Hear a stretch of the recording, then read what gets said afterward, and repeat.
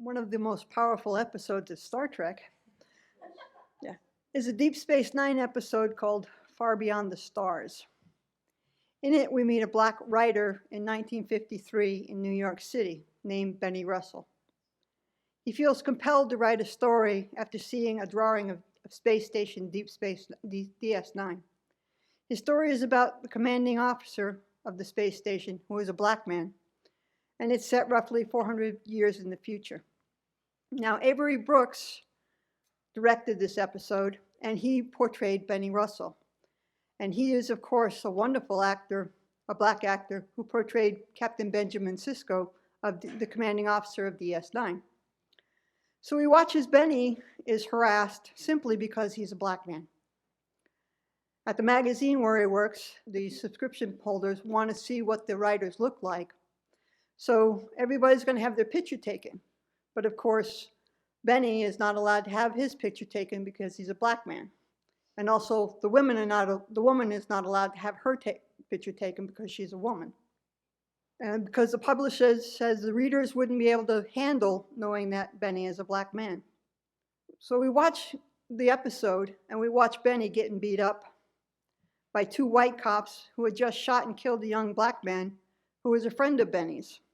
And everybody stands by, and nobody interferes, nobody stops it. The other writers in the magazines really like Benny's story, but the publisher won't publish it because the hero is a black man. So they decide to turn the story into a dream and try to publish it that way. But the owner of the magazine kills the story, kills the magazine, and fires Benny. Now, Benny has a nervous breakdown at this, and they take him away in an ambulance. And at that time, Captain Sisko aboard DS9 wakes up, remembering Benny, and wondering who is the dreamer and what is the dream. See, that's where the real problem is for us. Humans can't see reality for what it is. All of samsara is a dream or a nightmare. It's a constantly changing scenery in which we are trapped by our own ignorance and self-centeredness. The skin we are wearing right now is not our true self. This is just a Superwoman or Superman cape that we put on for this lifetime. In our next lifetime, we'll put on a different cape. But the mind that inhabits it will still have to deal with all of our habits and our afflictions, and they'll have to deal with other sentient beings. And how we allow those habits and afflictions to deal with those sentient beings will determine our happiness and our suffering in the future. As Buddhists, we look to the Buddha, Dharma, and Sangha to help us. Reflecting that these tormented beings are my mothers and have repeatedly raised me with kindness, inspire me to develop authentic compassion like that of a mother's love for her precious child. Others and I are no different. No one wishes even the slightest suffering or is ever content with the happiness they have. Inspire me to find joy in giving happiness to others. Knowing that this chronic disease of self-centeredness is the cause of my unwanted sufferings, inspire me to put blame where it is due and vanquish the great demon of self-centeredness.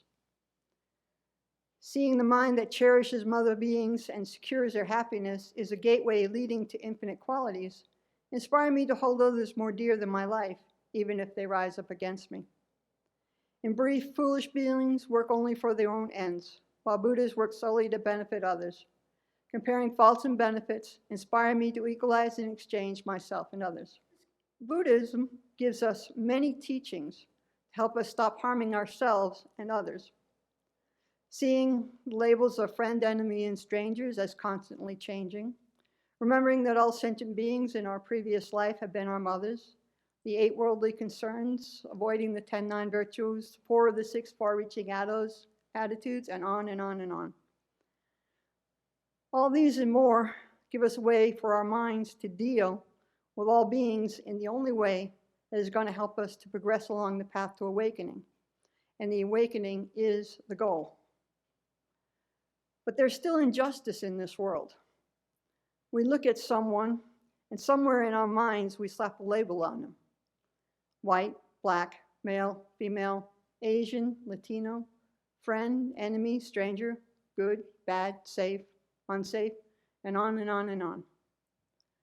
Most of the time, we're not even aware that we're doing it. And that's where the problem lies.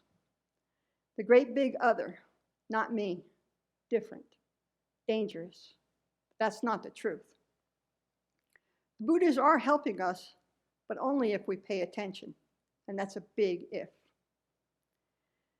We have to remember that just like all sentient beings, just like us, all sentient beings are saints, and they're jerks. Sometimes both.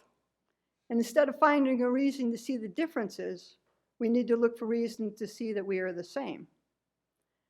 And then, and this is a biggie, we need to treat them the same. This is the key. All sentient beings deserve to be treated with respect, kindness, and compassion. And one of the things I like about Star Trek is that the personnel of Star Trek, they all work together for a common goal, no matter what they look like. That's important, no matter what they look like. I mean, look at the crew of the original Starship Enterprise. A black woman was the department head of communications.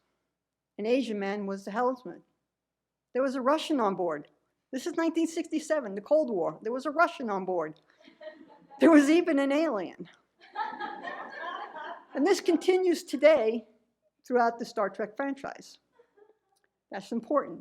No matter what they look like, we need to apply this to our world and our own lives. All the great religions teach us to treat people as we would want them to treat us, with respect, kindness, and compassion. We don't need to see others as different. Instead of labeling people as Black Americans and white Americans, you see them as Americans. You see people as human beings instead of female or male, Asian or Latino. And if we see them as a potential friend, we may find out also. But eventually you come down to the common denominator that we are all sentient beings. And all sentient beings are deserving of respect, kindness, and compassion. And the better we are at treating them with respect, kindness, and compassion, the better our life will be, the better their lives will be, and everything will be better now and in the future.